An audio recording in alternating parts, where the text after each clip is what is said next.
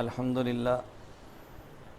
لله نحمده ونستعينه ونستغفره ونؤمن به ونتوكل عليه ونعوذ بالله من شرور أنفسنا ومن سيئات أعمالنا من يهده الله فلا مضل له ومن يضلل فلا هادي له ونشهد أن لا إله إلا الله وحده لا شريك له ونشهد أن سيدنا ومولانا محمدا عبده ورسوله أما بعد فأعوذ بالله من الشيطان الرجيم بسم الله الرحمن الرحيم وَلَقَدْ آتَيْنَا مُوسَى الْكِتَابَ فَلَا تَكُنْ فِي مِرْيَةٍ مِّن لِّقَائِهِ اللهم صل على محمد وعلى آل محمد كما صليت على إبراهيم وعلى آل إبراهيم إنك حميد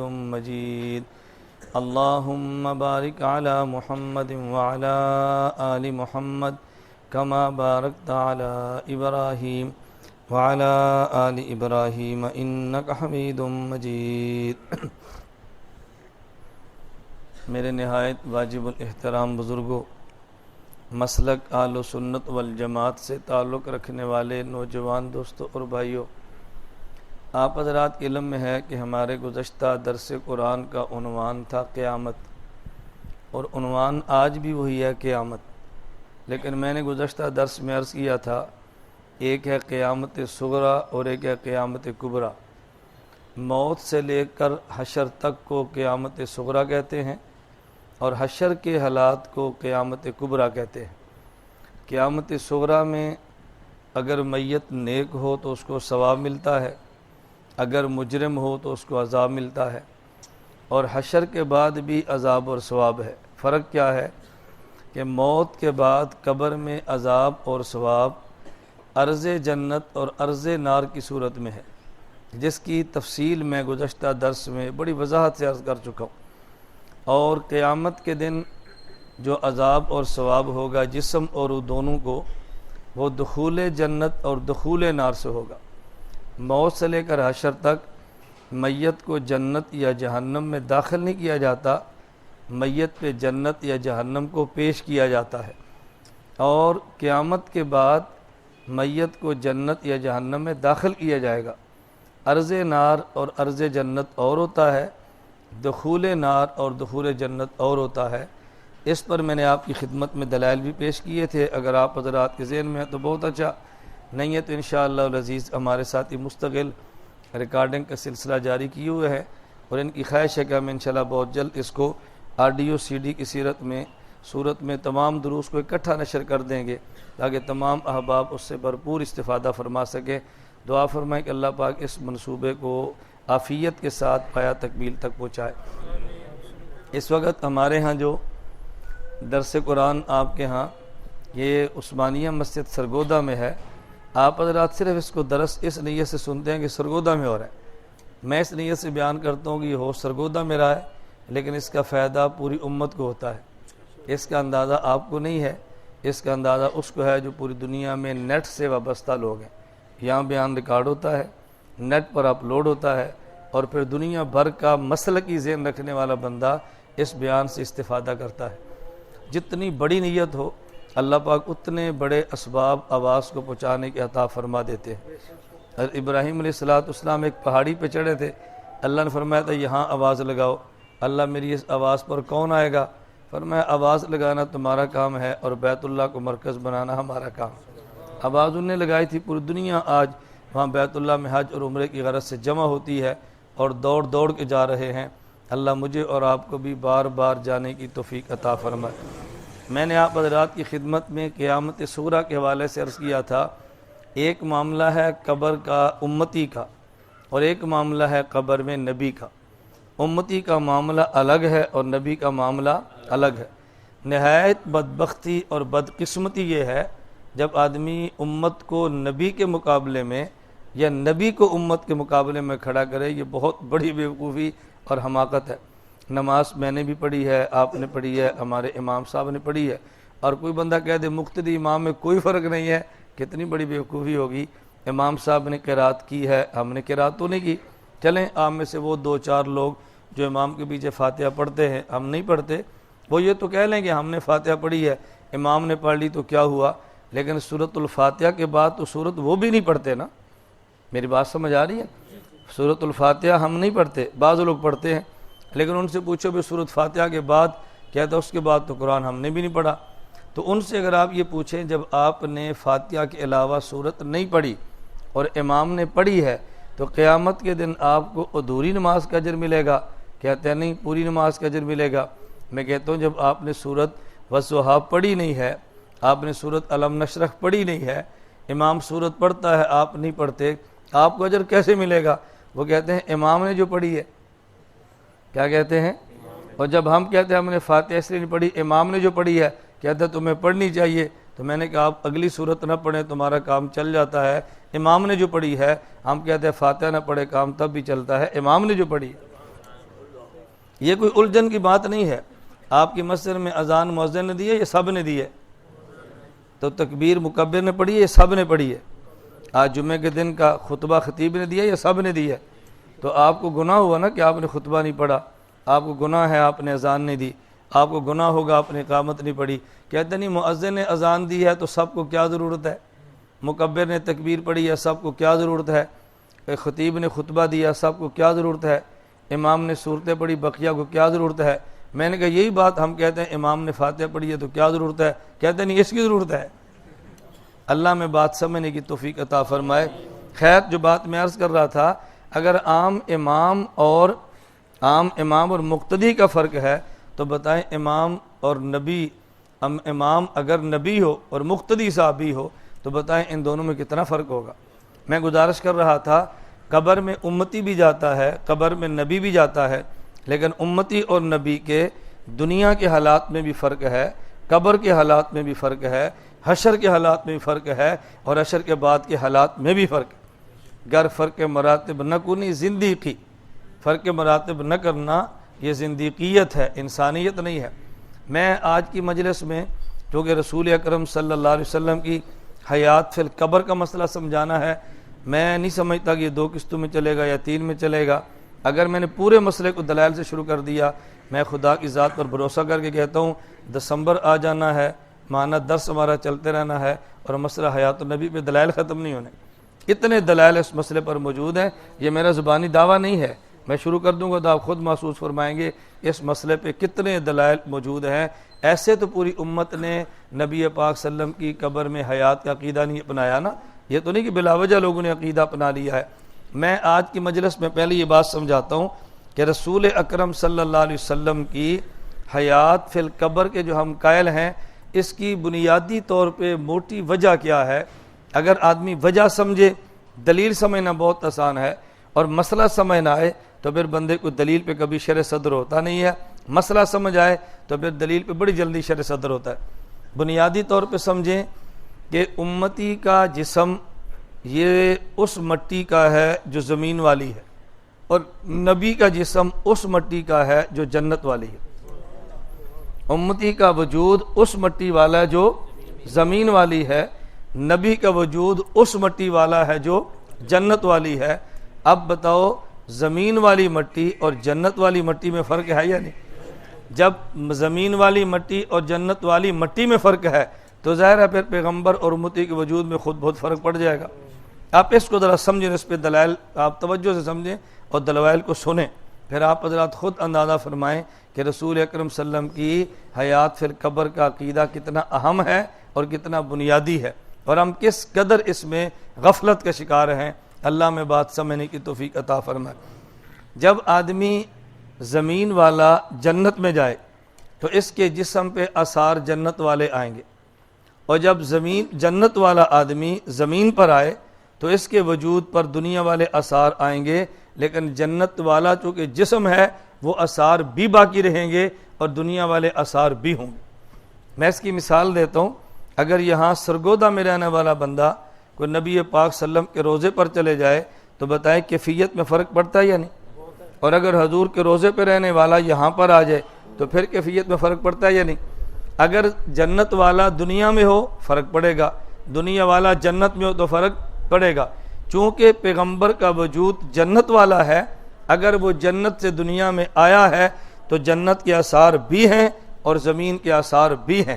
اللہ پیغمبر کے وجود پہ دونوں آثار رکھتے ہیں، زمین کے بھی جو عارضی ہیں اور جنت کے بھی جو دائمی ہیں، زمین کے بھی جو عارضی ہیں اور جو جنت کے بھی وہ جو دائمی اور ہمیشہ والے ہیں۔ دونوں آثار کیسے نبی کے وجود پہ چلتے ہیں آپ ذرا سمجھیں۔ پہلے اس پہ دلائل سنیں کہ نبی پاک صلی اللہ علیہ وسلم کا وجود جنت والا ہے، ذرا اس پہ دلائل سنیں۔ آپ حضرات نے ابراہیم علیہ السلام کا واقعہ کئی بار نہیں ہر سال ذی الحج اور قربانی کے موقع پر سنا ہے۔ ابراہیم علیہ السلام کو خواب آئی، اس خواب میں دیکھا اپنے بیٹے اسماعیل کے گلے پہ چھری چلا رہے ہیں۔ صبح اٹھے اور بیٹے کو فرمایا یا بنی انی ارا فی المنام انی اذبحک فانظر ماذا تری، اے بیٹا میں نے رات خواب دیکھی ہے تیرے گلے پہ چھری چلا رہا ہوں، تیری کیا رائے ہے؟ بیٹے نے جواب دیا یا ابت افعل ما تؤمر ستجدنی انشاء اللہ من الصابرین، ابا جی جو آپ کو خدا کا حکم ہے اس پہ عمل کریں، انشاءاللہ مجھے آپ صبر کرنے والا پائیں گے۔ ابراہیم علیہ السلام نے ہاتھ میں چھری کو لیا، اپنی آنکھوں پہ پٹیاں باندھ دی، بیٹے کو زمین پہ لٹا دیا۔ یہ سارے کام کیوں تھے؟ یہ قربانی کے موقع پر جب بیان ہوگا میں اس وقت حکمت عرض کروں گا، یہ پٹیاں کیوں باندھی ہیں، لٹایا کیوں، سب حکمتیں اس وقت آئیں گی۔ اس وقت میں اپنے عنوان پہ بات کرتا ہوں۔ ابراہیم علیہ السلام نے چھری چلانا شروع کر دی۔ ابراہیم علیہ السلام نے سمجھے کہ ذبح ہو گیا ہے بیٹا، اور جب پٹیاں کھولی آنکھوں سے تو دیکھا کہ بیٹا کھڑا مسکرا رہا ہے اور دمبا سامنے ذبح کیا ہوا پڑا ہے۔ قرآن کریم میں وَفَدَيْنَاهُ بِذِبْحٍ عَظِيمٍ، اللہ فرماتے ہم نے ان کے بیٹے کے بدلے میں جو دمبا دیا نا ذبح ہونے کے لیے، وہ بہت عظمت والا تھا، ذبح نہیں، ذبح عظیم، بڑی عظمت والا تھا۔ مفسرین اس آیت کے تحت لکھتے ہیں عظمت والا کا مطلب یہ ہے کہ وہ دمبا زمین والا نہیں تھا، وہ دمبا جنت والا تھا، وہ زمین والا نہیں تھا بلکہ وہ دمبا، یہاں تک آپ نے سنا ہے۔ اگلی جو بات میں نے کہنی ہے وہ آپ نے نہیں سنی۔ میں ایک بات ظرافت میں کہتا ہوں، ایک بات خطیب کی ہے، ایک بات وکیل کی ہے۔ خطیب اتنی بات کرتا ہے، اگلی بات خطیب کی نہیں، اگلی بات وکیل کی ہے۔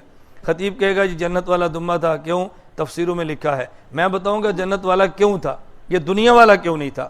اس کی وجہ یہ ہے اگر اسماعیل علیہ السلام کا وجود یہ مٹی جو زمین والی اس کا ہوتا تو بدلے میں دمبا زمین والا ذبح ہوتا، کیونکہ ان کا وجود جنت والا تھا تو بدلے میں دمبا بھی جنت والا تھا، اس لیے خدا نے بدلے میں دمبا ہی وہ دیا ہے۔ وجود جو جنت والا ہے تو جنتی کے بدلے میں کون آئے گا؟ جنتی آئے گا نا۔ اب دیکھو یہ بات ہوا جو عقل کو لگتی ہے، یہ نہیں کہ اس کو عقل قبول نہیں کرتی، ہاں عقل ہونا شرط ہے، عقل ہونا شرط ہے، عقل نہ ہو تو اس کا تو پھر کوئی جواب نہیں ہے نا، اس کے لیے تو اللہ سے دعا فرمائے بے اللہ عقل سلیم عطا فرمائے۔ اچھا نمبر 2 دلیل سنیں، قرآن کریم میں ہے منہا خلقناکم وفیہا نعیدکم ومنہا نخرجکم تارۃ اخری، اللہ یہاں سے جس مٹی سے بندے کو نکالتے ہیں یعنی پیدا کرتے ہیں، اسی میں اس کو موت دیتے ہیں یعنی دفن کرتے ہیں، اور وہیں سے پھر دوبارہ نکالیں گے۔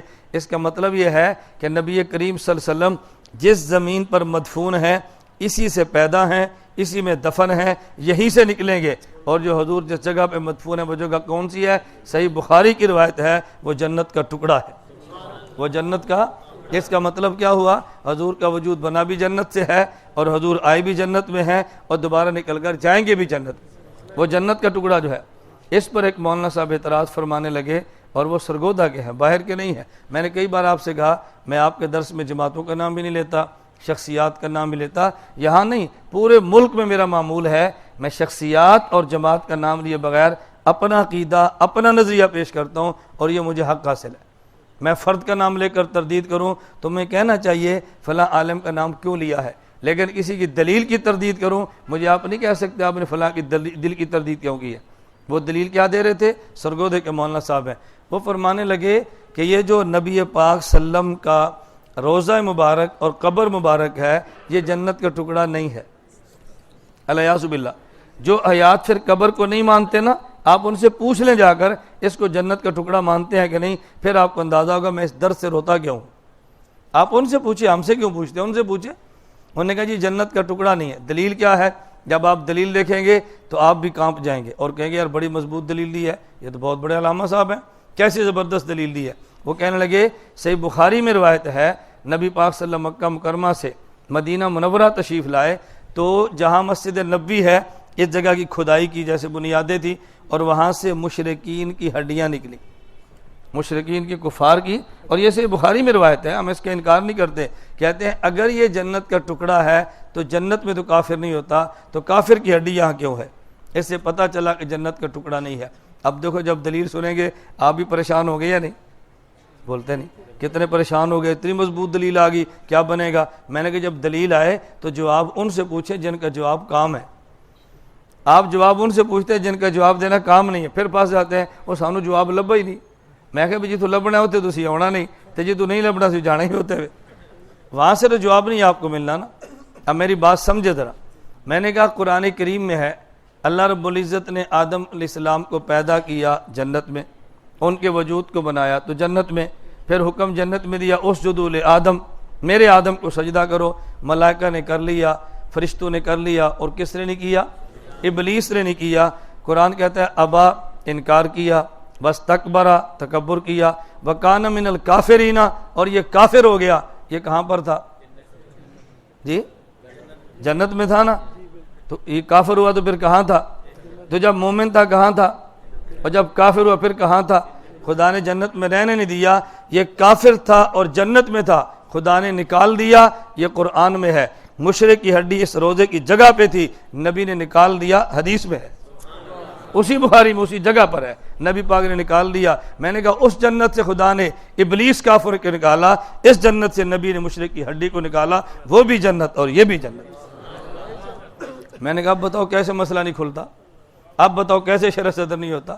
آپ ادھر سے دلائل سنتے، ہمارے تو سنتے نہیں ہیں. کہتے جی بہت دلائل ہے. میں کہتا ہوں ہاں آپ فریقین کے دلائل سنیں، ان کے بھی سنیں، ہمارے بھی سنیں. بحث کیوں کرتے ہیں؟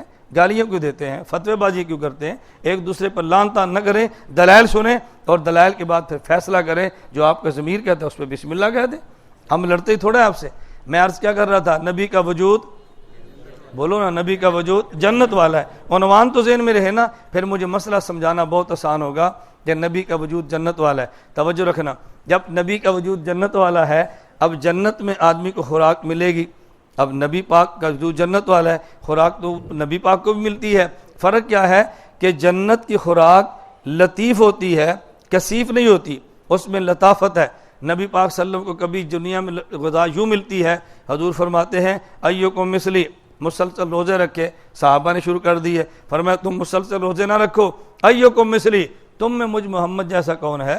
ایکم مثلی اللہ یطعمنی ویسقینی، مجھے خدا کھلاتا ہے حالانکہ میرا روزہ ہوتا ہے، مجھے خدا پلاتا ہے حالانکہ میرا روزہ ہوتا ہے. بھئی روزے کی حالت میں کھانے اور پینے کا معنی یہ ہے کہ عام آدمی کھائے تو وہ کھانا جو پلیٹ میں ہے، پیے تو وہ جو گلاس میں ہے، لیکن نبی کو اللہ کبھی یوں خوراک دیتا ہے، نظر نہیں آتی خوراک مل جاتی ہے. اسے خوراک لطیف کہتے ہیں. اسے کیا کہتے ہیں؟ یہ نبی کو جنت دنیا میں مل رہی ہے، جنتی کی طرح خوراک اس کو مل رہی ہے. اچھا آدمی اگر محنت کرے تو آدمی تھک جاتا ہے، یہ دنیا کا اثر ہے. حضور بھی محنت کرے تو تھک جاتے ہیں. آدمی کو دھوپ لگے، گرمی ہو، پسینہ آ جاتا ہے، یہ دنیا ہے. جنت میں یہ پسینے والا مسئلہ نہیں ہوگا، جنت میں یہ سخت دھوپ نہیں ہوگی. تو چونکہ نبی کا وجود جنت والا آیا، دنیا میں دھوپ پڑی ہے، حضور کے جسم مبارک سے پسینہ نکل آیا، یہ دنیا کا اثر ہے. لیکن چونکہ وجود جنت والا ہے، اس پسینے سے بھی بدبو نہیں خوشبو نکلتی ہے، اس لیے کہ جنت میں بدبو نہیں خوشبو ہی ہوتی ہے. حضور کا وجود جو جنت والا ہے، پسینہ ہے تب بھی خوشبو ہے، اس سے بدبو نہیں آنی نبی پاک صلی اللہ علیہ وسلم کی. اچھا نبی پاک صلی اللہ علیہ وسلم نے دنیا میں کھایا ہے، اب کھایا تو پھر براز کی بھی حاجت ہے، تقاضے کی ضرورت ہے. جب رسول اکرم صلی اللہ علیہ وسلم نے کھایا تو تقاضے کی حاجت، جنت میں تقاضے کی حاجت تو نہیں ہے نا، لیکن نبی چونکہ دنیا میں ہے، دنیا کے ماحول کا اثر یہ ہے کہ تقاضے کی ضرورت پڑی ہے، لیکن وجود چونکہ جنت والا ہے. امام سیوطی رحمۃ اللہ علیہ الخصائص الکبریٰ میں لکھتے ہیں، حضرت لیلہ رضی اللہ عنہ جو نبی پاک صلی اللہ علیہ وسلم کی زوجہ امی عائشہ کی باندھی ہے، انہوں نے کہا یا رسول اللہ انک تدخل الخلاء، آپ بیت الخلاء میں گئے، فاذا خرجت دخلت اثرک، آپ بیت الخلاء سے نکلے میں آپ کے پیچھے گئی. لیکن عجیب بات یہ ہے انی لم ارا شیئا الا انی اجد رائحۃ المسک، حضور مجھے کچھ بھی نظر نہیں آیا، صرف مشک کی خوشبو آ رہی تھی، صرف مشک کی خوشبو آ رہی تھی. تقاضے کی ضرورت کیوں ہے؟ دنیا میں ہے. اس تقاضے میں سے بھی خوشبو کیوں ہے؟ وجود جو جنت والا. نبی پاک صلی اللہ علیہ وسلم پیے تو بول کی ضرورت ہے، کیونکہ دنیا میں ہے، جنت میں تو بول کی ضرورت نہیں ہوتی، لیکن جب نبی کا وجود جنت والا ہے اور بول کا نتیجہ کیا نکلا؟ الخصائص الکبریٰ میں امام سیوطی رحمۃ اللہ فرماتے ہیں ام ایمن رضی اللہ عنہا جو نبی پاک صلی اللہ علیہ وسلم کی باندھی ہیں، انہوں نے کہا میں حضور کے گھر میں آرام کر رہی تھی، باندھی جو حضور کی تھی، حضور کے گھر میں سوئی تھی، نبی پاک صلی اللہ علیہ وسلم رات کو اٹھے اور گھر میں جو تشت مبارک تھا، ایک برتن تھا جس میں حضور رات کو بول فرما لیا کرتے تھے، حضور اٹھے اور برتن میں بول فرمایا، کہتی ہے قمت وانا تشانۃ، میں اٹھی مجھے پیاس لگی تھی، فشربت بما فیہ، فشربت بما فیہ، اس برتن میں جو حضور کا بول تھا میں نے اس کو پی لیا، فلما اصبح اخبرتہ، جب صبح ہوئی تو میں نے نبی پاک صلی اللہ علیہ وسلم کو بتایا کہ رات میں نے آپ کا بول مبارک پیا ہے، ضاحکہ، حضور مسکرا پڑے اور فرمایا انک لن تشتکی بطنک بعد یومک ھذا، اے ام ایمن اب تیرے پیٹ کو کبھی بیماری نہیں لگ سکتی، اب تیرے پیٹ کو کبھی بیماری، یہ بول کیوں آیا ہے؟ کیوں آیا؟ یہ دنیا ہے، اور اس بول میں شفا کیوں ہے؟ یہ وجود جو جنت والا ہے، جنت میں بیماریاں نہیں ہوتی، جنت میں شفائیں ہوتی ہیں، تو نبی پاک صلی اللہ علیہ وسلم کے بول سے بھی شفا ہے۔ اور علماء فقہا نے لکھا ہے، امام سیوطی باب قائم کرتے ہیں باب الاستشفاء ببول النبی صلی اللہ علیہ وسلم، اور شفا نجس سے کبھی نہیں ہوتی، شفا جب بھی ہوتی ہے طاہر اور پاک سے ہوتی ہے۔ تو نبی کا وجود کون سا ہے؟ جنت والا۔ اچھا آگے چلتے ہیں، نبی پاک صلی اللہ علیہ وسلم کا وجود جنت والا ہے، نتیجہ کیا نکلے گا؟ ایک حدیث جامع ترمذی میں ہے، ایک حدیث السیوطی الخصائص الکبریٰ میں ہے، آپ دونوں کو ملائیں تو پھر میں نتیجہ نکالتا ہوں دونوں کا خلاصہ۔ نبی پاک صلی اللہ علیہ وسلم نے فرمایا کہ جنت کے ایک آدمی کو دنیا کے 100 مردوں کے مطابق طاقت ملتی ہے، جنت کے ایک آدمی کو دنیا کے 100 مردوں کے مطابق طاقت ملتی ہے، اور نبی کو جنت کے 40 مردوں کے مطابق طاقت ملتی ہے، دنیا کے 100 مرد اور جنت کا ایک، جنت کے 40 اور ایک نبی، اس کا مطلب یہ ہے ایک نبی کو 4000 مردوں کے مطابق طاقت ملتی ہے۔ کتنے مرد؟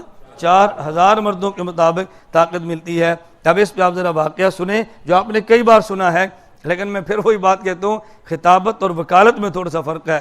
مکہ مکرمہ میں رکانہ پہلوان بہت بڑا تھا، اس نے کہا حضور مجھ سے کشتی کرو، آپ جیت جائے تو میں کلمہ پڑھ لوں گا۔ نبی پاک صلی اللہ علیہ وسلم دنیا میں کشتیاں کرنے، یہ کشتیاں سکھانے کے لیے تو نہیں آئے نا، لیکن کافر کا چیلنج تھا، حضور نے چیلنج سمجھ کے قبول فرما لیا، فرمایا کر لو کشتی، اپنا شوق پورا کرو۔ رکانہ نے نبی پاک صلی اللہ علیہ وسلم سے ہاتھ ملایا نا، حضور نے ہاتھ ہی کو ملایا، جھٹکا دیا، رکانہ گر پڑا۔ اس نے کہا نہیں دھوکہ لگ گیا، فرمایا چلو پھر صحیح، پھر اٹھا، ہاتھ پکڑا، جھٹکا دیا، وہ گر پڑا۔ اب دیکھو صرف جھٹکنے سے رکانہ کیوں گرا ہے؟ اس کی وجہ کہ رکانہ کا وجود زمین والا ہے، پیغمبر کا وجود جنت والا ہے، جس میں 4000 مردوں کی طاقت ہے، اس کے لیے جھٹکنا ہی کافی ہے، اس کے لیے جھٹکنا ہی کافی ہے۔ میں حکمتیں بتا رہا ہوں ایسے امور کیوں پیش آتے ہیں، اس لیے کہ نبی پاک صلی اللہ علیہ وسلم کا وجود کون سا ہے؟ یہ جنت والا وجود ہے۔ آگے چلتے ہیں، رسول اکرم صلی اللہ علیہ وسلم اس دنیا میں ہے، نبی پاک صلی اللہ علیہ وسلم جنت والا وجود لے کر دنیا میں تشریف لائے ہیں۔ اب بتاؤ کسی حدیث کی کتاب میں، کسی تفسیر میں آپ کو نہیں ملے گا کہ جنت میں نیند بھی خدا نے رکھی ہے، جنت میں نیند نہیں ہے۔ اب کیوں نہیں ہے وہ پھر کبھی جب جنت پہ بات ہو میں حکمت عرض کروں، میں صرف یہ کہہ رہا ہوں کہ جنت میں نیند نہیں ہے۔ اب نبی جب جنت سے دنیا میں آئے تو نیند کیوں ہے؟ یہ دنیا کے اثر کی وجہ سے، لیکن پیغمبر کا وجود تو کہ جنت والا ہے، خدا نے اس کا نتیجہ کیا دیا؟ صحیح بخاری میں روایت موجود ہے، نبی پاک صلی اللہ علیہ وسلم سوئے، اٹھے اور وضو نہیں کیا، وطر پڑھ لیے۔ امی عائشہ رضی اللہ تعالیٰ عنہ نے عرض کیا یا رسول اللہ، آدمی سوئے وضو ٹوٹ جاتا ہے، آپ سو کر اٹھے ہیں اور آپ نے وضو کیا ہی نہیں ہے تو بغیر وضو کے وطر پڑھ لیے۔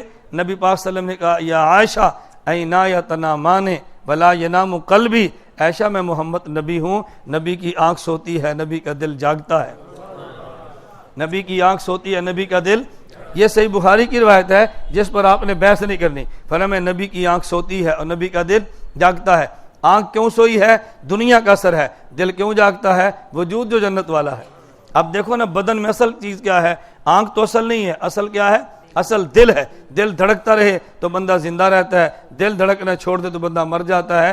آنکھ جھپکتی رہے تب بھی زندہ ہوتا ہے، آنکھ جھپکنا چھوڑ دے آدمی تب بھی زندہ رہتا ہے۔ اصل چونکہ دل ہے نا، اس لیے فرمایا عائشہ نبی کی آنکھ تو سو جاتی ہے لیکن نبی کا دل جاگتا رہتا ہے۔ یہی وجہ جب نبی سوئے ہوں اور نبی خواب دیکھیں، پیغمبر کی خواب بھی وہی ہوتی ہے، اس کی وجہ کہ وہی نے آنکھ پر نہیں آنا، وہی نے کان پر نہیں آنا، وہی نے زبان پر نہیں آنا، وہی نے کہا آنا ہے دل پر۔ وہ تو نبی سو جائے تب بھی جاگتا ہے، اس لیے پیغمبر سو جائے خواب دیکھیں تو نبی کی خواب بھی کیا بنتی ہے؟ وہی بن جاتی ہے۔ تو نبی کا آپ اگر نیند دیکھیں تو وہ جنت والے وجود کی وجہ سے، آنکھ پر نیند نہیں ہے، آنکھ پر نیند ہے لیکن نبی کے دل پر نیند نہیں۔ آگے چلتے ہیں، میں صرف سمجھا رہا ہوں آج میں کہ ہم حیات فی القبر مانتے کیوں ہیں، پہلے عقلیات سے اچھی طرح سمجھ لیں۔ میں آئندہ انشاءاللہ اس پہ دلائل شروع کر دوں گا۔ آپ کے پاس جتنی چٹے میٹھے سوال جواب ہیں اب اپنا شوق پورا کر لیں، ہم تو آپ کو منع نہیں کرتے، بس میں گزارش کیا کرتا ہوں جس شوق سے چٹ لکھیں اسی شوق سے جواب سنیں۔ یہ تو میں کہہ سکتا ہوں نا، لوگ چٹس لکھتے ہیں بڑے شوق سے اور جب جواب ہوتا ہے پھر پریشان ہوتے ہیں۔ میں نے کہا بھی یا چٹ نہ لکھے یا جواب بھی شوق سے سنا کریں۔ اللہ میں بات سمجھنے کی توفیق عطا فرمائے۔ اب ذرا بات سمجھیں، نبی پاک صلی اللہ علیہ وسلم کا چونکہ وجود اطہر جنت والا ہے اور امتی کا وجود زمین والا ہے، زمین کے آثار الگ ہیں اور جنت کی مٹی کے آثار الگ ہیں، دونوں کا اثر کیسے ہے؟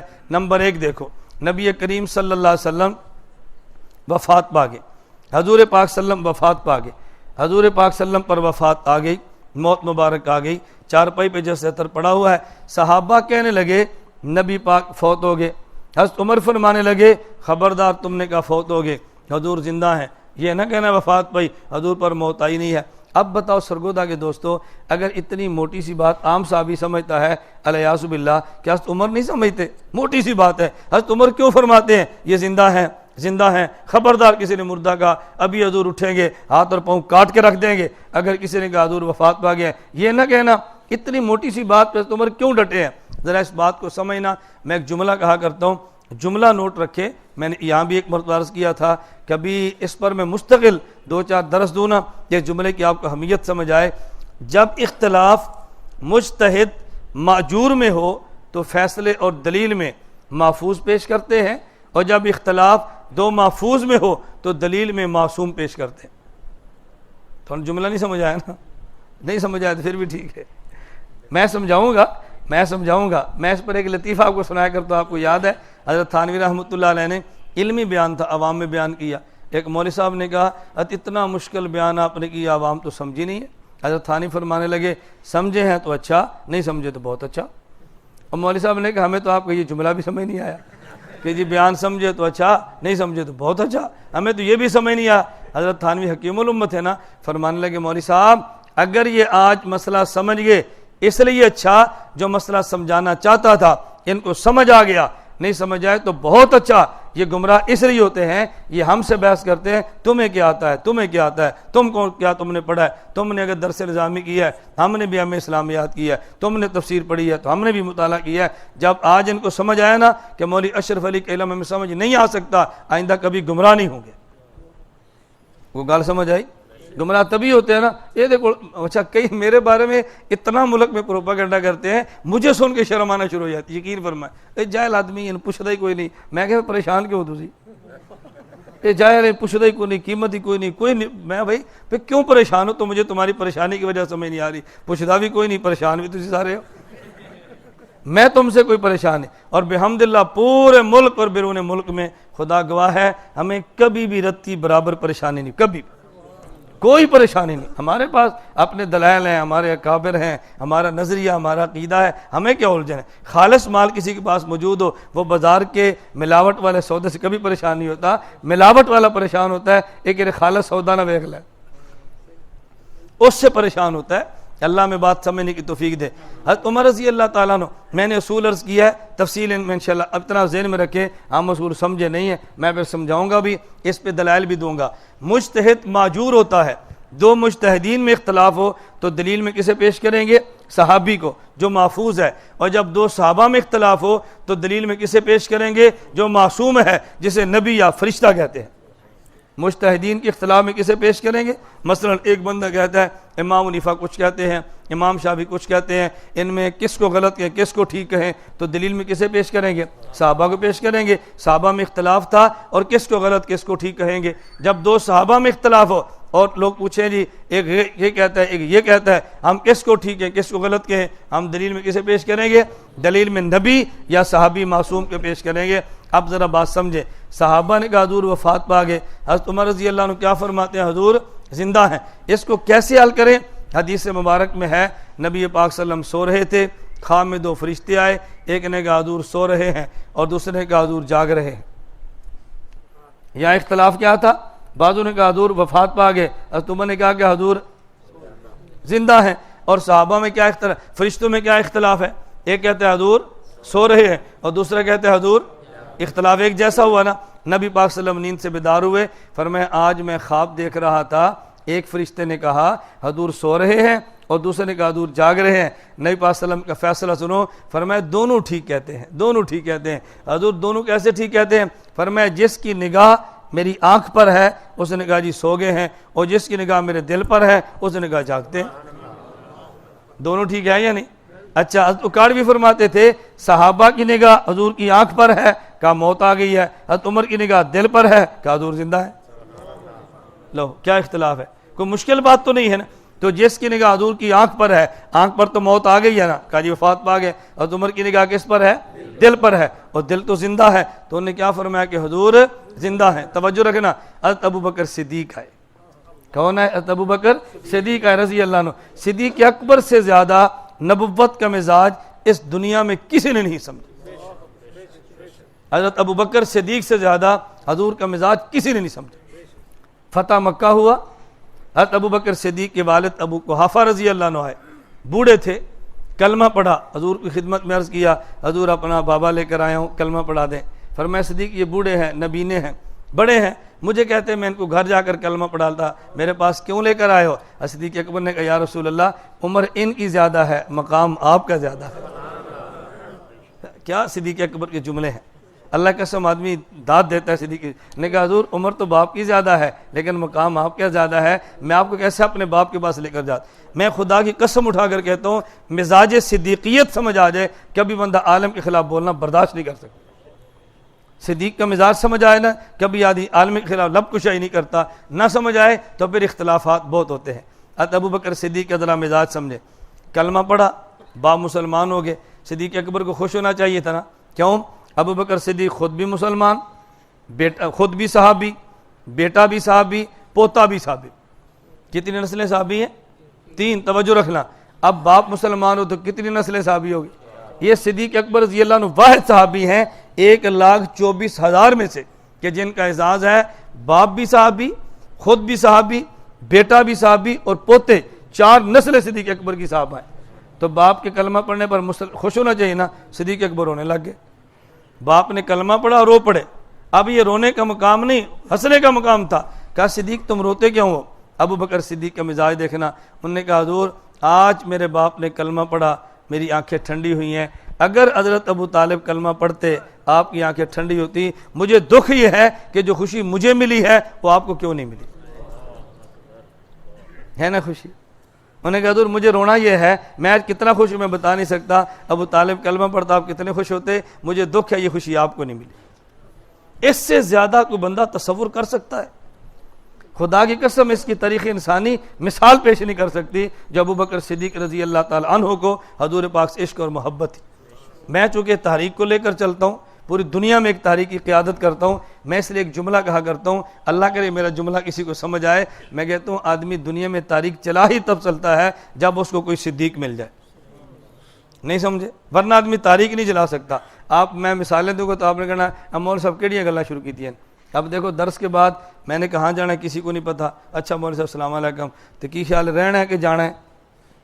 صدیق نے یوں نہیں کہنا رہنا ہے کہ جانا ہے، اس نے کہا بھئی بندے لاؤ، گاڑی لاؤ، جہاں جانا ہے چھوڑ کر جانا ہے، ورنہ یہاں ٹھہرو۔ یہ سارے جا ہی نہیں سکتے، یہ ذہن میں نہ لائیں کہ میں کوئی ترغیب دے رہا ہوں، یہ تو ممکن ہی نہیں ہے نا۔ میں صدیق اکبر کا مزاج بتا رہا ہوں، حضور پاک صلی اللہ علیہ وسلم گئے، صدیق ساتھ ہے اور منتظر ہے میرے نبی نے کب جانا ہے، حضور نے کہاں جانا ہے، حضور کی خوشیاں کیا ہیں، نبی کا غم کیا ہے، نبی کا دکھ کیا ہے، نبی کو کیا چاہیے۔ پوری زندگی کا محور صدیق اکبر کا حضور پاک صلی اللہ علیہ وسلم کی ذات گرامی تھی۔ صدیق اکبر آگے، انہوں نے کہا حضرت عمر کیا کہہ رہے ہو؟ انہوں نے کہا جی کیا کہنا ہے، یہ کہتے ہیں فوت ہو گیا، ہم کہتے ہیں زندہ ہیں۔ صدیق اکبر نے مسئلہ سمجھایا، عمر یہ بتاؤ جب نبی پاک سو جائیں ان کا دل جاگ رہا ہوتا ہے؟ جی ہاں۔ تو کہتے کیا ہیں؟ کہا جی کہتے تو یہی ہے کہ موت آ گئی ہے۔ فرمایا جس طرح حالت نوم میں نبی کا دل جاگ رہا ہوتا ہے لیکن کہتے یہی ہے کہ موت ان پر نیند آ گئی ہے، اگرچہ نبی کا دل زندہ ہے لیکن کہنا یہی ہے کہ موت آ گئی ہے، یہ نہ کہ موت آئی نہیں ہے، موت تو آ گئی ہے۔ جیسے نبی کی نیند اتنی ہوتی ہے، آنکھ سوتی ہے، دل جاگتا ہے، نبی کی موت بھی اتنی ہوتی ہے، آنکھ پہ موت آتی ہے اور دل زندہ ہوتا ہے، نبی کی موت ہوتی ہی اتنی ہے۔ عمر یہ نہ کہ موت نہیں آئی، یہ کہہ دو موت آ گئی ہے لیکن نبی کی موت ہوتی ہی اتنی ہے۔ اب بات سمجھ آئی؟ حضرت عمر فرماتے ہیں مجھے شرح صدر ہوگی، حضرت عمر نے یہ کہنا چھوڑ دیا کہ موت آئی نہیں ہے، یہ کہنا چھوڑ دیا۔ اچھا بتاؤ ہم کیا کہتے ہیں، موت آئی ہے کہ نہیں؟ بولو نا۔ اور ہمارے بارے پروپیگنڈا کیا ہے؟ کہتے ہیں موت نہیں ہے۔ میں نے کہا اعوذ باللہ کتنا بڑا جھوٹ ہے، ہم تو کہہ رہے ہیں موت آئی ہے، نبی پاک صلی اللہ علیہ وسلم پہ موت آئی۔ لیکن جو میں نے اگلی بات سمجھانی ہے، رسول اکرم صلی اللہ علیہ وسلم پہ موت آئی۔ پہلا مسئلہ ذرا شروع کرتے ہیں وفات کے بعد، پہلا مسئلہ سمجھیں۔ جب نبی پر موت آئے تو نبی کی بیوی سے کوئی آدمی نکاح نہیں کر سکتا، ایسے ہی ہے؟ نبی پر موت آئے تو پیغمبر کی بیوی سے کوئی نکاح نہیں کر سکتا۔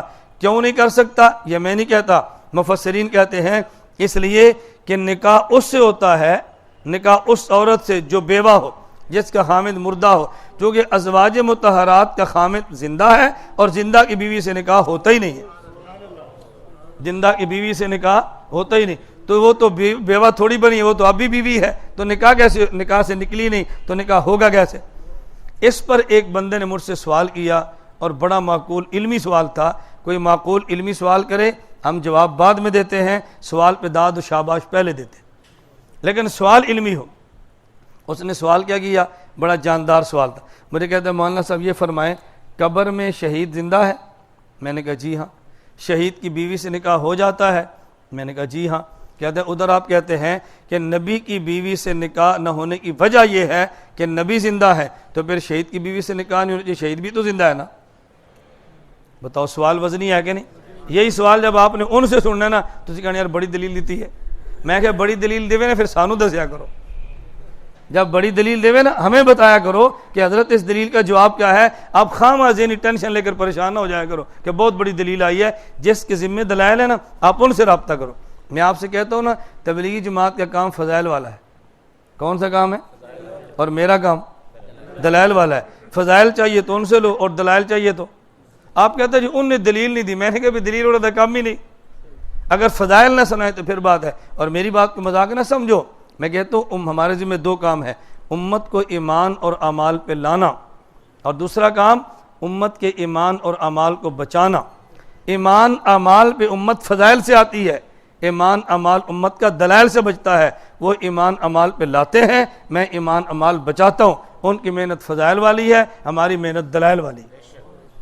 دونوں محنت ٹھیک ہے یا غلط ہے؟ تو اس محنت وہ محنت ہی اور اس پہ اشکال کیا ہے؟ وہ جی دلیلہ نہیں دیندے میں کھونا دی محنت نہیں۔ کوئی مجھ سے پوچھے جی ہم نے پورا درس قرآن سنا، مولانا 1 گھنٹے میں آپ نے کوئی فضائل تو سنائی نہیں، تو میں کیا کہوں گا؟ میں نے دلائل سنائے کہ نہیں؟ کہتے دلائل تو بڑے سنائے نے۔ تو میں نے کہا انشاءاللہ یہاں گشت کب ہوتا ہے؟ جی کس وقت؟ چلو میں نے کہا جمعے کو عصر کے بعد کے گشت میں فضائل سن لیا کرو، عشاء کے بعد دلائل سن لیا کرو، دوویں کام سنو۔ یہ کوئی اشکال والی بات تو نہیں ہے نا؟ ذرا بات سمجھنا جو میں نقطہ عرض کر رہا تھا۔ میں نے کہا جواب سنو، توجہ رکھنا۔ شہید کا وجود زمین والا ہے اور نبی کا وجود، توجہ رکھنا، نبی کا وجود جب، اور جنت اور زمین دنیا کی مٹی، اس میں فرق کیا ہے؟ میں ذرا سمجھانے لگا ہوں، تھوڑی دیر لگے گی، اس کے بعد آپ کے سامنے اس کا جواب آئے گا۔ اچھی طرح بات سمجھ لو، دنیا کی مٹی میں اصل موت ہے، بنجر ہے دنیا کی مٹی، قرآن کریم کی آیات اس پہ گواہ ہے۔ تھوڑی دیر کے لیے پانی نہ ڈالو، زمین بنجر اور مردہ ہوتی ہے، اس پہ بارش برسے، نہر اور ٹیوب ویل کا پانی لگے، پھر سبزہ نکلتا ہے۔ تو دنیا کی مٹی میں اصل موت ہے، پانی دیں تو حیات ہے، اور جنت کی مٹی میں حیات ہی حیات ہے، جنت کی مٹی میں حیات ہی حیات ہے۔ جنت کی مٹی کو بارش برسا کر زندہ کرنے کی ضرورت نہیں ہے، اس میں حیات ہی حیات ہے۔ اور دنیا کی مٹی میں موت ہے، اس میں پانی آئے حیات ملتی ہے، اور جنت کی مٹی کو پانی نہ ملے تب بھی حیات رہتی ہے۔ حضرت قاسم نانوتوی رحمۃ اللہ علیہ دارالعلوم دیوبند کے بانی فرماتے ہیں کہ چونکہ پیغمبر کا وجود یہ جنت والا ہے اور جنت کی مٹی میں حیات ہی حیات ہے، اس کی خاصیت حیات اس کی خاصیت زندگی. اگر کبھی اوپر سے موت نظر آ بھی جائے اندر اس کے اندر خاصیت پھر بھی حیات والی ہوتی ہے. اس کو پانی کے ساتھ زندہ کرنے کی ضرورت وہ جنت والی زمین کو قطع نہیں پڑتی. مثال دے کر سمجھایا کہ جیسے پانی ہے، پانی میں خاصیت برودت اور ٹھنڈک کی ہے، اور جیسے پٹرول ہے، پٹرول میں خاصیت حرارت اور گرمی کی ہے.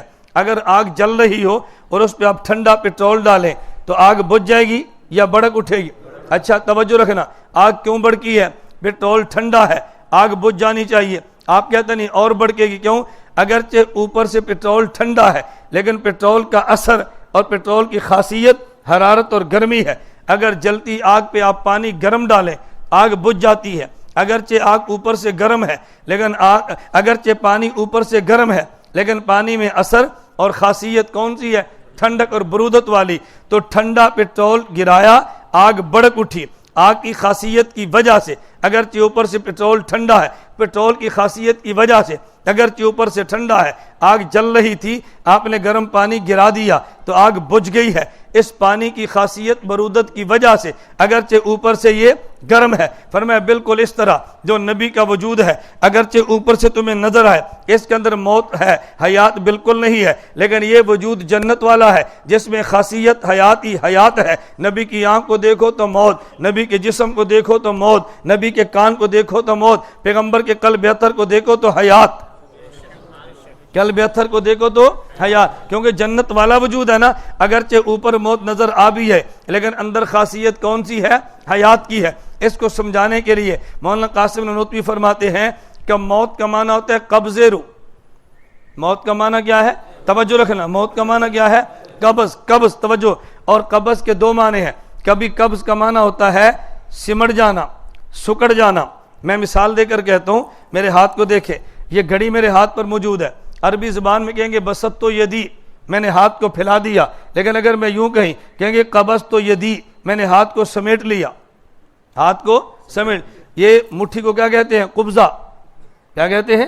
قبضہ. کیوں؟ جب پھیلی ہے تو ہتھیلی ہے اور جب اس کو سمیٹا تو پھر یہ مٹھی ہے، قبضہ. تو قبضن کا ایک معنی کیا ہے؟ سمٹ جانا. پھیلے تو بستن، سمٹ جائے تو قبضن. اور قبضن کا دوسرا معنی ہوتا ہے نکل جانا. میں اس کی مثال یوں دیتا ہوں کہ دیکھو یہ لڑکا بیٹھا ہے، میں نے اس سے ٹوپی کو لے لیا. اس سے پوچھو بھائی تمہاری ٹوپی کدھر ہے؟ کہتا ہے مولانا الیاس گھمن صاحب نے لے لی ہے. اب میرے قبضے میں، اس کے قبضے میں؟ میرے قبضے میں. ٹوپی اس سے نکل گئی، میرے پاس آ گئی، اسے قبض کہیں گے. تو کبھی قبض کا معنی ہوتا ہے سمٹ جانا اور کبھی قبض کا معنی ہوتا ہے نکل جانا. مولانا قاسم نانوتوی فرماتے ہیں نبی پاک صلی اللہ علیہ وسلم نے فرمایا ان اللہ قبض ارواحکم وردہا ہی نشاء الیکم. اللہ تمہاری روح کو قبض کر لیتے ہیں پھر جب چاہتے ہیں لٹا دیتے ہیں. قبض کے دو معنی، کبھی نکل جانا اور قبض کا دوسرا معنی کبھی سمٹ جانا. فرمایا جب امتی پر موت آئے تو جسم سے روح نکل جاتی ہے اور جب نبی پر موت آئے تو جسم سے قلب اطہر میں سمٹ جاتی ہے. جب امتی پر موت آئے تو روح نکل جاتی ہے اور جب نبی پر موت ہے تو روح قلب اطہر میں سمٹ جاتی ہے. توجہ رکھنا. اب بتاؤ جب روح قبض قلب اطہر میں سمٹی ہے تو نبی کے دل پر موت آئی، موت آ تو گئی ہے لیکن ظاہر پر آئی، لیکن قلب اطہر میں حیات باقی ہے نا. اب یہ شہید، اس کا وجود جنت والا، اس کو گولی لگی، تلوار لگی، شہید کٹ گیا، اس کی روح بدن سے نکل گئی ہے. اور جب پیغمبر پہ موت آئی تو جب شہید کے قلب سے بھی روح نکلی، قلب بھی مر گیا، جسم بھی فوت ہو گیا. پھر جب روح کو لٹایا تو جسم اطہر کو حیات مل گئی ہے. لیکن نبی پاک صلی اللہ علیہ وسلم کی روح یہ چونکہ سمٹی ہے تو ظاہر پہ موت آ گئی لیکن قلب اطہر میں حیات اب بھی باقی ہے. تو نبی کے قلب اطہر سے حیات ختم نہیں ہوئی، ظاہر سے ختم ہوگی. اب تمہارا سوال کیا تھا کہ جب نبی زندہ ہیں اس لیے بیوی سے نکاح نہیں، تو شہید زندہ ہے اس کی بیوی سے نکاح بھی نہ ہو. میں نے کہا شہید اور نبی میں فرق ہے. جب شہید پہ موت آئی تو دل اور ظاہر دونوں پر آ گئی ہے، اس کی بیوی نکاح سے نکل گئی. اور جب نبی پر موت آئی تو ظاہر پر آئی ہے، دل میں چونکہ حیات باقی ہے تو نبی کی بیوی نکاح سے نکلی ہی نہیں ہے. نبی کی بیوی نکاح سے وہ چونکہ روح نکل گئی تو بیوی نکل گئی ہے. اب روح کا اعادہ اب لوٹا. اب جب شہید کو زندگی ملی تو بیوی کے نکاح کے نکلنے کے بعد ملی ہے، اور پیغمبر کی بیوی اگر روح تک نکلی ہے تو ظاہر سے قلب اطہر میں حیات موجود تھی، تو بیوی نکاح سے نہیں نکلی، ادھر سے موت آ بھی گئی ہے اور باقی حصوں سے نکل بھی گئی ہے، ظاہر پہ موت آ گئی، لیکن چونکہ قلب میں حیات باقی تھی تو اس کی حیات کلیتاً ختم ہو گئی، اور نبی کی حیات چونکہ کچھ باقی تھی اس لیے پیغمبر کی بیوی نکاح میں رہتی ہے، اس سے نکاح نہیں ہوتا، اور شہید پہ موت آ جانے سے بیوی نکاح سے نکل جاتی ہے، اور جب حیات ملتی ہے اب بیوی نکاح میں ہوتی نہیں ہے، اس سے امتی نکاح کر سکتا ہے۔ جواب سمجھ آ گیا ہے؟ چلو آگے چلیں، توجہ، نبی پاک کا جنازہ ہوا کہ نہیں؟ ان سے پوچھو کیسے ہوا، کہتے جی ہماری طرح نہیں ہے۔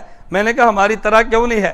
جب نبی پر موت ہماری طرح ہے تو جنازہ ہماری طرح کیوں نہیں؟ کہا جی امت کا جنازہ اور ہے، نبی کا جنازہ اور ہے۔ حضور قبر اطہر میں اپنے کمرے میں 2-4 صحابہ جاتے، درود پڑھتے تو واپس آ جاتے، امتی کی طرح نبی کا جنازہ کیوں نہیں؟ توجہ رکھنا، وجہ انک میتن وانہم میتون، اللہ نبی کے لیے میتون کا لفظ الگ لائے ہیں، امت کے لیے میتون کا لفظ الگ لائے ہیں۔ اگر دونوں کی موت ایک جیسی ہوتی، اللہ فرماتے انک وہم میتون، نبی کے لیے میتون کا لفظ الگ نہ لاتے، نبی کے لیے الگ لانا، امت کے لیے الگ لانا اس بات کی دلیل ہے کہ امت کی موت اور ہے، نبی کی موت اور ہے۔ جب موت الگ ہے تو پھر امتی کا جنازہ اور ہے، نبی کا جنازہ اور ہے۔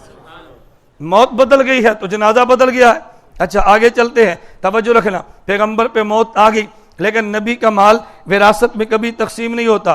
لوگ کہتے ہیں کیوں تقسیم نہیں ہوتا؟ صحیح بخاری میں روایت ہے، حضرت زہرا آئی صدیق اکبر سے کہا کہ وہ فدق کا مال میرے ابو کا مجھے دے دو، میرا حق ہے وراثت۔ صدیق اکبر نے فرمایا کہ نہیں زہرا، نہیں میری بہن، نہیں میری بیٹی، میرے نبی کی حدیث مبارک تیرے علم میں نہیں ہے۔ نبی پاک صلی اللہ علیہ وسلم نے فرمایا کہ نبی کا وارث امت میں کوئی نہیں بنتا، نبی کا وارث نبی کے رشتہ داروں میں کوئی نہیں بنتا، نبی کی وراثت میں چلتی نہیں ہے۔ وراثت میں مال کیوں نہیں تقسیم ہوتا؟ مولانا قاسم نانوتوی فرماتے ہیں بھئی وراثت تو تب ہوتی ہے جب مال ملک سے نکلے، اور مال ملک سے تب نکلتا ہے جب بندے پر موت آئے۔ نبی کے قلب اطہر پہ موت آئی نہیں ہے، نبی کا مال ملک سے نکلا نہیں ہے تو رشتہ داروں کے وراثت میں ملا نہیں ہے، رشتہ داروں کے وراثت میں ملا نہیں ہے۔ توجہ، لیکن حضور نے فرمایا کہ نبی کا مال وراثت میں تقسیم تو نہیں ہوتا، لیکن نبی جب وفات پا جائے تو نبی کا مال صدقہ بنتا ہے امت کے لیے۔ آپ کہیں گے بھئی صدقہ تو تبھی بنے گا نا جب ملک سے مال نکلے گا، جب ملک سے مال نہیں نکلے گا تو صدقہ بنے گا کیسے؟ اگر میں 200 روپیہ کہتا ہوں بھئی آپ کو صدقہ ہے تو تبھی ہوگا جب میری ملک سے نکل کے ان کی ملک میں جائے، اگر ملک سے نکلے نا تو پھر صدقہ کیسے بنے گا؟ مولانا قاسم نانوتوی رحمۃ اللہ علیہ بہت پیارا اس کا جواب دیتے ہیں۔ مولانا قاسم نانوتوی فرماتے ہیں کہ صدقہ تب بنتا ہے جب صدقہ دینے والا زندہ ہو، اگر صدقہ دینے والا زندہ نہ ہو تو مال صدقہ بنتا ہی نہیں۔ حضور کا مال وراثت کیوں نہیں بنتا؟ وراثت تب بنتی ہے جب مال خود ملک سے نکلے، اور صدقہ تب بنتا ہے جب بندہ مال ملک سے نکالے، اور نکالتا تب ہے جب زندہ ہو۔ تو نبی کا مال صدقہ بننا اس بات کی دلیل ہے کہ وقت تصدق نبی زندہ ہوتا ہے۔ میری بات سمجھ آ رہی ہے؟ وقت تصدق نبی زندہ ہوتا ہے۔ میں اس لیے کہہ رہا تھا کہ چونکہ نبی کا وجود جنت والا ہے، جنت والے وجود کی وجہ سے پیغمبر کے قلب اطہر میں حیات رہتی ہے۔ اچھا آپ نے حدیث مبارک سنی ہے لیکن اس کو ذرا کیوں کے ساتھ سمجھے۔ نبی پاک صلی اللہ علیہ وسلم نے فرمایا کہ مجھ پر جمعے کے دن کثرت سے درود پاک پڑھا کرو، کثرت سے درود پاک پڑھا کرو۔ کثرت سے کیوں؟ فرمایا کہ تمہارا درود میرے اوپر پیش ہوتا ہے۔ صحابہ نے سوال کیا اور بہت عجیب سوال تھا، انہوں نے کہا یا رسول اللہ کیف تورد صلاتنا علیک، حضور ہمارا درود آپ پہ کیسے پیش ہوتا ہے؟ وقت ارمتا، آپ کا جسم تو مٹی میں مل جائے گا، کیسے درود پیش ہوگا؟ توجہ رکھنا، سوال سمجھنا پھر عقیدہ سمجھنا۔ صحابہ نے کیا پوچھا؟ یا رسول اللہ ہمارا درود آپ پہ کیسے پیش ہوتا ہے؟ آپ کا وجود تو مٹی میں مل جائے گا۔ تو صحابہ کا ذہن کیا تھا کہ درود کس پہ پیش ہوتا ہے؟ جسم پہ یا روح پہ؟ بولو نا، میں عقیدہ سمجھا رہا ہوں، کس پہ پیش ہوتا ہے؟ تبھی تو سوال کیا نا حضور ہمارا صلاۃ درود کیسے پیش ہوگا؟ آپ کا جسم تو مٹی میں مل جائے گا۔ ان کا ذہن کیا تھا کہ صلاۃ درود کس پہ پیش ہوتا ہے؟ جسم۔ تبھی سوال پیش آیا نا۔ اللہ کے نبی صلی اللہ علیہ وسلم فرمانے لگے ان اللہ حرم علی الارض ان تاکل اجساد الانبیاء، خدا نے زمین پہ حرام کر دیا ہے، زمین مٹی یہ زمین یہ نبی کے وجود کو کھا سکتی ہی نہیں ہے۔ مٹی نبی کے وجود کو کھا توجہ صحابہ نے کیا پوچھا حضور درود آپ پر پیش کیسے ہوتا ہے؟ آپ کا وجود تو مٹی میں مل جائے گا۔ ان کا ذہن یہ تھا کہ درود نبی کے جسم پہ پیش ہونا ہے۔ اگر پیغمبر کی روح پہ پیش ہوتا حضور بڑا آسان سا جواب دیتے، فرماتے بھائی میرا جسم کا تم خواہ سوال کرتے ہو، درود تو تمہارا میری روح پہ پیش ہونا ہے۔ حضور نے یہ جواب نہیں دیا، فرمایا کہ میرے جسم کو تو مٹی کھا ہی نہیں سکتی۔ اس کا معنی صحابہ کے بھی نظریہ کہ درود پیغمبر کے جسم پہ پیش ہوتا ہے، اور صحابہ کے نبی کا بھی نظریہ درود پیغمبر کے جسم پہ پیش ہوتا ہے۔ لوگ کہتے ہیں جسم پہ نہیں روح پہ، میں نے کہا روح پہ تھا پھر تو سوال کا فائدہ ہی نہیں ہے۔ تو حضور نے کیا جواب دیا کہ نبی کے وجود کو مٹی کھا سکتی نہیں۔ اچھا تمہید آپ کے ذہن میں ہو تو جواب آپ کے ذہن میں آ جانا چاہیے۔ اتنی بات تو حدیث کی آپ نے سن لی کہ پیغمبر کے وجود کو مٹی نہیں کھا سکتی۔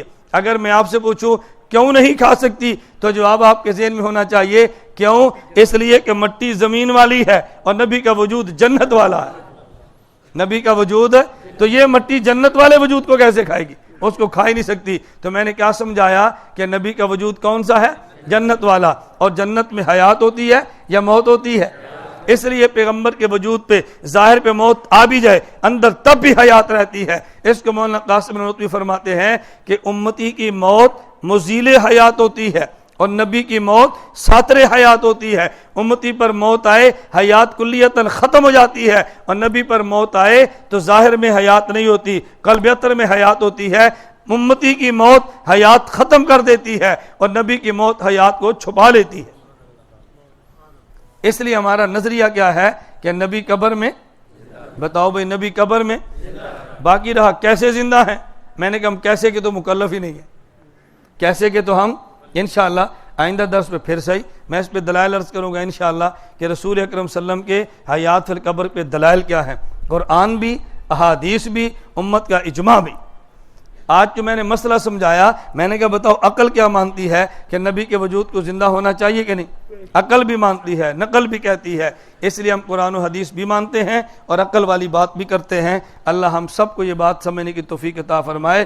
رسول اکرم صلی اللہ علیہ وسلم کا چونکہ قلب اطہر حضور پاک کا وجود اطہر قبر مبارک میں زندہ ہے، ایک ساتھی مجھ پہ سوال کرنے لگا۔ ہمیں سوال کو سن کر بھی یقین کرو شرم آتی ہے کہ یار یہ کیسا سوال کیا ہے۔ میں نے کہا علمی سوال ہونا ہم شاباش اور داد دیتے ہیں۔ ایک بندہ کہنے لگا نبی پاک صلی اللہ علیہ وسلم قبر مبارک میں زندہ ہیں۔ میں نے کہا جی بالکل زندہ ہیں۔ اچھا ان کو خوراک بھی ملتی ہے؟ میں نے کہا جی ہاں۔ کھاتے اور پیتے بھی ہیں؟ میں نے کہا جی ہاں۔ کہتے یہ بتاؤ کہ بول و براز کے لیے کہاں جاتے ہیں؟ بتاؤ کہاں جاتے ہیں؟ اب سوال ہوگا تو آپ نے پھنس جانا ہے۔ یہی ڈھکوسلوں نے رٹا رکھے ہیں اپنے لڑکوں کو۔ میں نے کہا یہ بتا اللہ تجھے ہدایت دے، پھر اللہ تجھے جنت میں جگہ دے، تو جنت میں کھائے اور پیے گا؟ کہتے ہیں جی ہاں۔ تو میں نے کہا بول و براز کے لیے، پیشاب پخانے کے لیے تو جہنم میں جائے گا؟ بھئی کھائے گا نا تو پیشاب کے لیے کہاں جائے گا؟ مجھے کہتا ہے جی نہیں جہنم میں تو نہیں جاؤں گا۔ تو میں نے کہا جب کھائے گا تو پیشاب نہیں کرے گا؟ مجھے کہتا ہے نہیں۔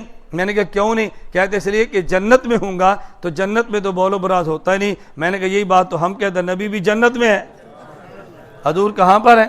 جنت۔ تو جنت میں جائے تو بول و براز کی حاجت نہیں ہے، اور نبی جنت میں جائے تو ان کو بول و براز کی کیسے حاجت؟ اور جی نبی پاک صلی اللہ علیہ وسلم قبر اطہر میں زندہ ہے؟ میں نے کہا جی ہاں۔ اچھا ان کا سانس نہیں گھٹتا؟ میں نے کہا تو ماں کے پیٹ میں کتنے ماہ زندہ رہا؟ کہا جی 5 ماہ۔ میں نے کہا تیرا سانس نہیں گھٹا؟ کہتا ہے نہیں۔ میں نے کہا خدا جو تجھے ماں کے پیٹ میں بغیر سانس گھٹنے کے زندہ رکھ سکتا ہے وہ خدا نبی کو بھی جنت میں زندہ رکھتا ہے اور سانس نہیں گھٹتا۔ اچھا جی نبی پاک صلی اللہ علیہ وسلم قبر مبارک میں زندہ ہیں؟